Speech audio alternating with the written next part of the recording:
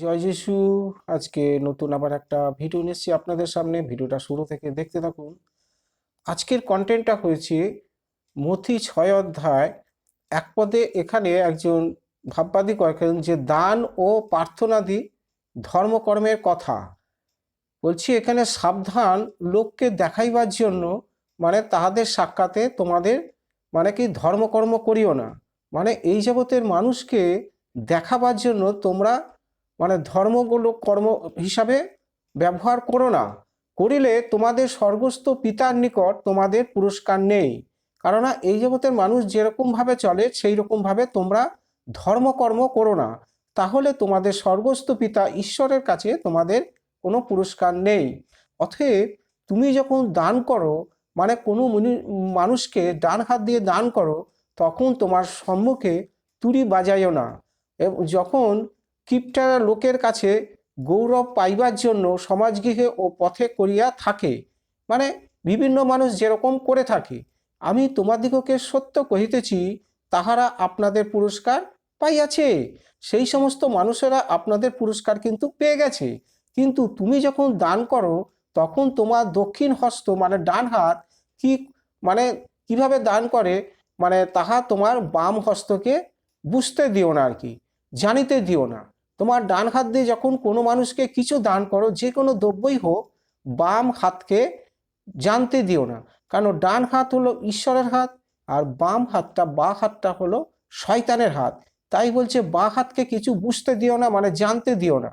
তাহাতে তোমার পিতা যিনি গোপনে দেখেন, তিনি তোমাকে ফল দেবেন। ফল বলতে আমাদের পুরস্কার, আশীর্বাদ স্বর্গ থেকে দেবেন।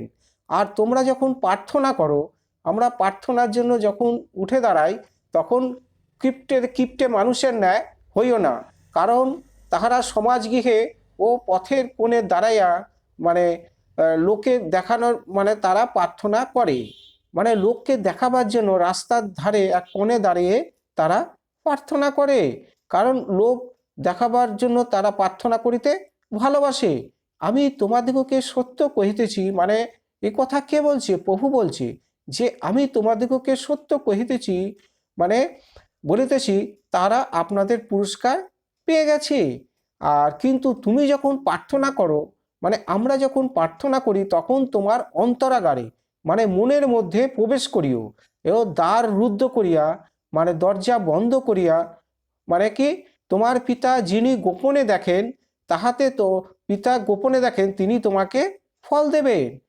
তুমি যখন প্রার্থনা করবার জন্য উঠে দাঁড়াও, তখন তোমার দ্বার বন্ধ করো, দরজা বন্ধ করো, এবং অন্তরাগারে প্রবেশ করো। মন প্রাণ অন্তর হৃদয় দিয়ে প্রভুর কাছে প্রার্থনা করো। তাহাতে তিনি স্বর্গ থেকে গোপনে সব কিছু তাকিয়ে দেখেন এবং তোমাকে ফল দেবেন। হালেলুয়া। আর প্রার্থনাকালে প্রার্থনা যখন করতে থাকবে, তখন তোমরা অনর্থক পুনরুক্তি করিও না। একটা কথা বারবার কিন্তু ঘুরিয়ে ফিরিয়ে বলো না, তাহলে কিন্তু সেটা অনর্থক হয়ে গেল, বারবার হয়ে গেল। যেমন জাতিগণ করিয়া থাকে, এই জগতের বিভিন্ন মানুষ সেইগুলো করে থাকে, ভাবে একটা কথা বারবার বললে হয়তো ঈশ্বর আমার কথাটা সবার আগে শুনবেন।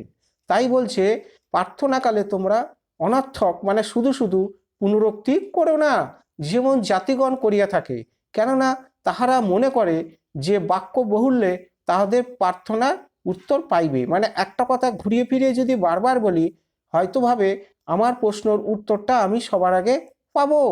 তাই অতএব তোমরা তাহাদের মতো কি হইও না, সেই সমস্ত মানুষের মতো তোমরা প্রার্থনা করো না। কেননা তোমাদের কি প্রয়োজন বা কি যাচনা করিবার পূর্বে তোমাদের পিতা জানেন। আমাদের যে অভাব অনটন দুঃখ কষ্ট, আমাদের ভাণ্ডারে যে চাল আটা চিনি কোনো কিছু নেই, তাতে আমাদের পিতা স্বর্গস্থ পিতা ঈশ্বর সব জানেন। কারণ উনি তো আমাদেরকে জন্ম দিয়ে পৃথিবীর বুকে পাঠিয়েছেন, উনার দেওয়া আত্মাই আমাদের অন্তরে আছে। তাই প্রভু কহেন, তুমি হলে একটা মন্দির, তুমি হলে একটা মসজিদ। তাই এই দেহকে কখনো কোনো দিন খারাপ পথে কুপথে কখনো পরিচালিত হতে দিও না। শরীরটাকে কখনো নষ্ট করতে দিও না, তাহলে কিন্তু আমিও তোমার এর বিনিময়ে কিন্তু শাস্তি আমরা পাবোই পাবো।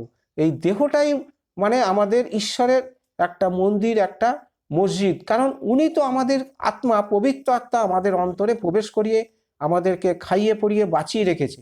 হ্যাঁ, তাই এই কথা স্বয়ং প্রভু কহেন, তোমরা কখনোই এই শরীরকে নষ্ট করতে দিও না। কারণ এইটাই হলো তোমাদের, মানে দেহটাই একটা মন্দির, মসজিদ, গির্জা, যা কিছু বলবে তাই।